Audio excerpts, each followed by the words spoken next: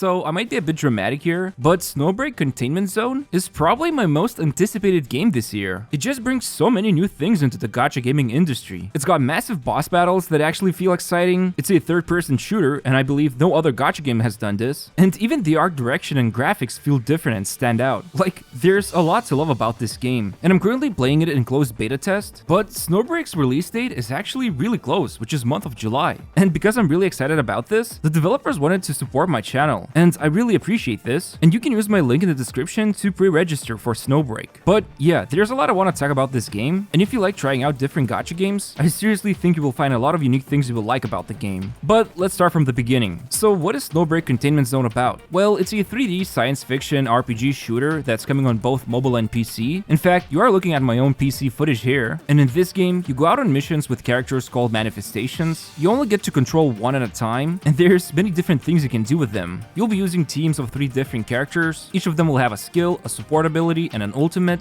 but most importantly, each of them will wield a different weapon. Right now, as far as I'm aware, there's shotguns, rifles, snipers, SMGs, and pistols, and each of them feels very different when you use it, especially because each of them have a different feeling when you handle them. For example, with shotguns, you deal massive damage up front, the enemies usually get staggered, but also at the same time, it also takes a while to reload the weapon. On the other hand, you have pistols. They're more precise, deal quite high damage, and you can reload them pretty fast. And each character specializes in handling one type of weapon. For example, Fenny here, she specializes in using a shotgun, and honestly, she's one of my favorite characters right now. You can smash into enemies with her skill, you can use her support ability to knock enemies away, and you can do cool things like throwing enemies off a ledge, and her ultimate blasts off a massive shot that travels in a line. Obviously, she's not that great when enemies are far away or they're airborne, and that's why you build a team of 3 different characters, so you are sure you cover all aspects of the game. In fact, one of the things I really love here is that there's a lot of different level design elements when you go through the missions. First of all, you will find a lot of barriers placed throughout the levels. You can easily see through them, and when you stand behind them, the enemy's damage will get absorbed by the barrier. There's also lots of destroyable objects. There's barricades that you can destroy if enemies are hiding behind them. There's also the classic explosive barrels you can shoot. There's jump pads you can use and scale the levels vertically, and I'm sure there's more because I haven't even gone through half of the game's missions. And speaking of which, the variation of enemies feels very good right now. A lot of them will have destructible parts. For example, there's a drone, and first of all, you will need to take out its shield, and then when its core is exposed, you can shoot it up close for a lot of damage and immediately defeat it. There's also a lot of different elite enemies. There's this really scary flying thing here, and it will often shoot out these traps that will try to imprison you. So how it works is that you need to shoot at one of these destructible parts, and then you can escape the imprisonment. There's also these big guys that just charge at you, so you need to make sure you use the correct weapons to stun them. There's also enemies who have like explosive backpacks on them, and usually one shot is enough to just explode him and damage the others around him as well. The variation of bosses is also really interesting. For example, there's this one dude, he constantly builds like these walls around you in different ways, and you have very little time to get out from this trap because if you don't do it, he will land a massive blow at you. But the biggest thing in the game, quite literally, are the titans. One of the coolest ones I've encountered so far is this lady over here. I don't want to spoil too much here, but the fight consists of 3 phases. In the first phase, she charges up this powerful ball here, and you need to shoot it fast enough to disable it, otherwise, you'll get blown up for a lot of damage. In the second phase, you're actually running away from her and encountering different enemies, while at the same time, she's just ripping away the environment around you. Because I was fighting her and learning her patterns for the first time, I barely made it out alive. 2 out of 3 of my characters died, and the last one was standing on so little health, I almost died the final moment before landing the killing shot to her. It just felt so epic, and compared to other gacha games, I haven't felt this exhilarated in a while. And yeah, that's just the enemies and the level design. I still haven't talked that much about the characters. So here we are at the character selection menu. In my opinion, the UI actually looks pretty clean here, and you'll also notice each of these characters have some kind of a cool or cute idle animation. And what's also interesting is that all of these characters are voiced by quite famous English and Japanese voice actors. Just listen to some of the voice lines.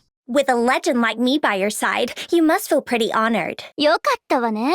私が優秀な戦友で。我和你们也没什么不一样吧。 I mean, I don't care that much about voice acting or the cast who does it, but I really like hearing these voice lines, and the game actually supports 3 voiceovers, which is English, Japanese, and Mandarin, which is pretty cool. And there's basically 2 rarities of characters. There's purple rarity or 4 stars, and orange rarity or 5 stars. This character named Cherno, her standard skill will summon this chaos domain, and all enemies will get damaged by it, and once this ability expires, everyone inside of it will get knocked back. And her ultimate is really cool. Basically, she has this split split personality, and when you use her ultimate, she summons this entity called Belleborg. It will initially deal damage to enemies, and then it will stay on the field, even when you switch her out. So it will move from enemy to enemy, attack them, and it will also consume Cherno's HP and launch a large number of attacks that track enemies. Now, if you switch to somebody else on the field, you can use Cherno's support skill, which will turn her into this kind of a phantom, and you will gain a speed boost and become invulnerable to enemy attacks. On top of that, any enemy you touch, they will become slowed as well. It's a really cool ability when you need to get out of sticky situations. And for example, Life here, her support skill will paralyze the enemies when you use it. Or if you use Fenny, then she will knock away the enemies with her support skill. And keep in mind that standard skills and ultimate skills each have a standard energy and ultimate energy bars respectively, so you actually need to think strategically how to use these skills. There's also a couple of new characters in the game, like Fenny Coronet, which specializes in electric damage. There's also Yao, Winter Solstice, and one of the cool things about her is that she has an ultimate where she transforms her weapon into an upgraded version, kind of resembling an electromagnetic cannon. And there's also this cute character called Mauxir. Her description says her ears are mechanical, and her skill can extract souls, which sounds kind of cool, and she can also return damage back to the enemies. Now, there's a couple of ways that we can power up the characters. Obviously, the first one is by just leveling them. The second option is to equip logistics on them, which is basically like artifacts, and you can obtain a 2-set or 3-set bonus if you use of the same type.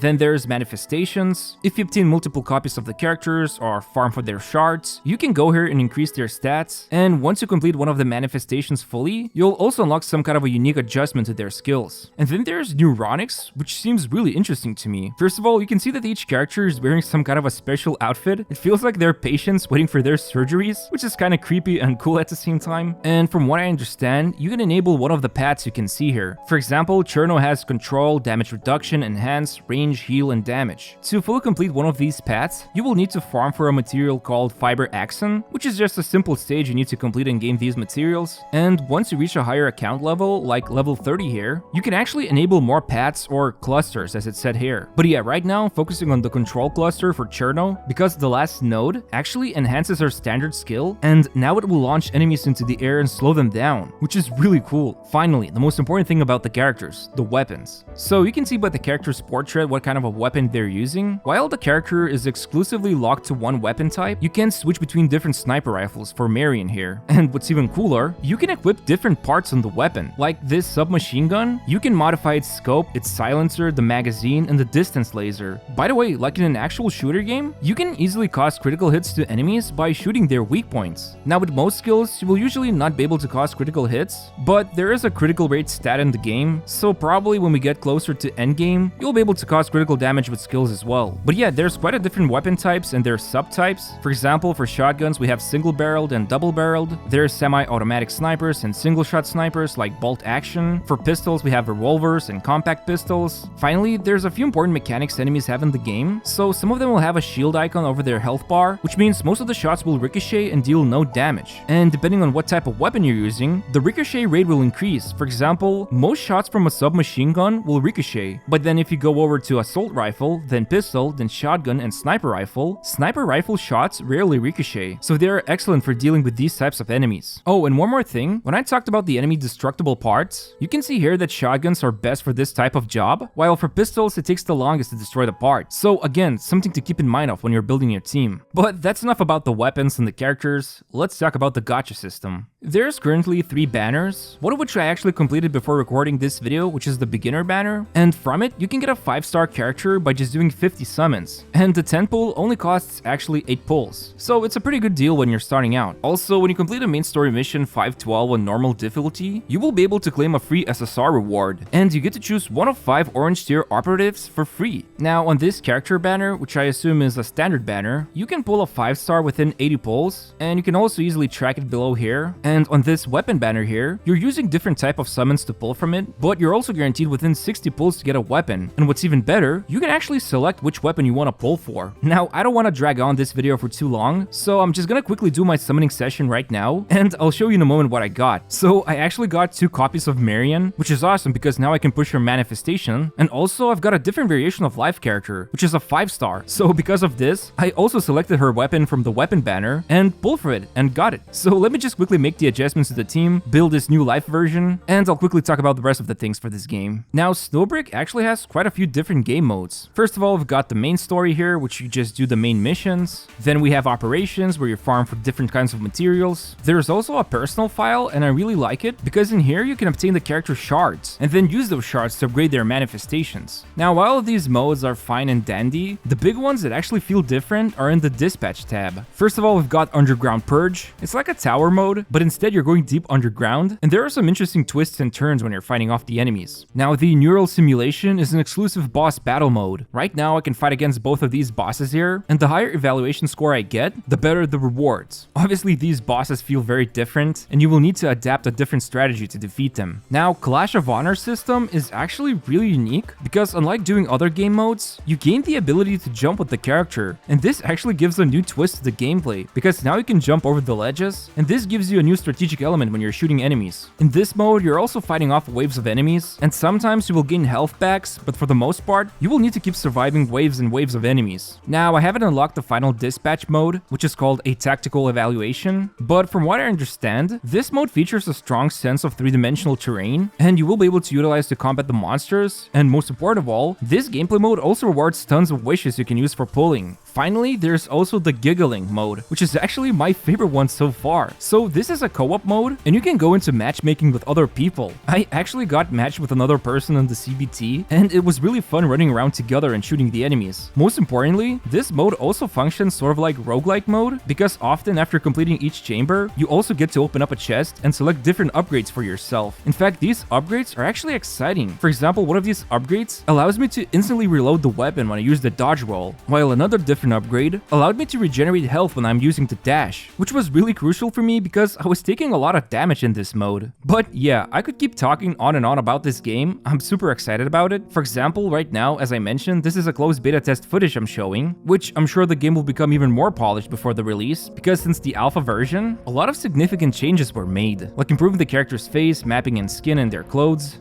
Characters gain their idle and facial animations, they feel more natural. Some of their ultimate animations, like Marion's, got visually enhanced. The UI got optimized, the environment got more visuals and details. Yeah, there's a lot of changes they made to the game since the alpha version. And while I didn't have a chance to test the game on the mobile device, I heard from other people it feels really nice. And for those of you who want to use controllers when playing, it's possible. You can use an Xbox or PlayStation controller. Honestly, I cannot wait for July to arrive. I really recommend pre-registering to Snowbreak Containment Zone right now. You can use my link in the description to help support my channel. And also, there's gonna be a ton of pre-registration rewards you can get. Right now, if you pre-register, you will get 10,000 silver bucks, 800 digicash, 5 operative recruitment chits, which are used for summons, an exclusive skin, and we're almost at 2 million pre-registrations. And by reaching this milestone, everyone gets an exclusive weapon. You will get to choose the weapon type based on your own needs, so it's not just a random weapon. So yeah, I really recommend checking out Snowbreak when it's live, and on July, I'm gonna be gaming on the global server. Anyway, thanks for watching the video, I hope you enjoyed it. I'd really appreciate if you could press the like button and subscribe to my channel. Thanks for watching, and see you next time.